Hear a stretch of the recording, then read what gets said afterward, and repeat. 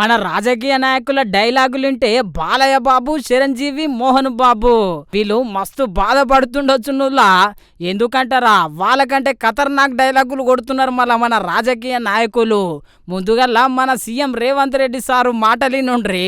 తులసి వనంలో గంజాయి మొక్కలాక ఆడొక్కడి గెలిచి ఏకలింగం ఏందేందో మాట్లాడుతున్నాడు. ఆ కాంగ్రెస్ పార్టీ కార్యకర్తలారా మీరే చూసుకోండి.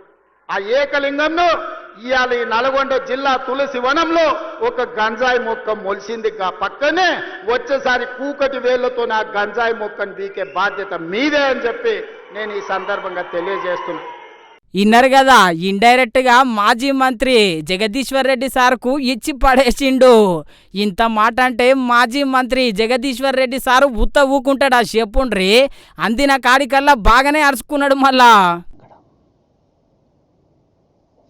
మట్టి కనిపించిన మీ అందరిని ఒకసారి మళ్ళీ కూడా అదే చేస్తా. మళ్ళీ ఈసారికి ఒక్కడు రాడు, గుర్తుపెట్టుకో. ఒకడినే ఉన్నా ఒక్కడిని కూడా లేకుండా చేస్తా అక్కడ మళ్ళీ శాసనసభకి రాకుండా. ఇన్నారు కదా, నేనొక్కడినే వచ్చేతాప కాంగ్రెస్ పార్టీ నుండి ఒక్కరిని కూడా అసెంబ్లీకి పంపియానబట్టే. ఇట్లా ఒక్కరే కాదు, గాదరి కిషోర్ సార్ కూడా గట్టిగానే అరుచుకున్నాడు. మళ్ళీ ఎల్లా కరెక్ట్ చెప్పింది.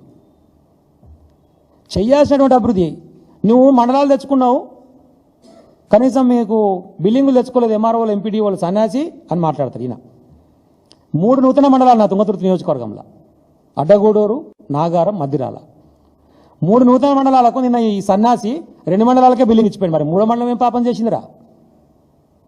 నువ్వు తెలుగులోనే కదా, నువ్వు మునగానివి కదా. 3 మండలాలు నూతనంగా ఏర్పడితే మరి 2టికే ఇచ్చిన శాంక్షన్ అంటే సన్యాసి నువ్వా మేమా? ఇన్నారు కదా, ఇట్లా రోజు మాటల కొట్లాట నడుస్తున్నది. చూడాలి మళ్ళా వీళ్ళ మాటల పంచాయతీ ఏడు దాకా పోతుందో ఏమో.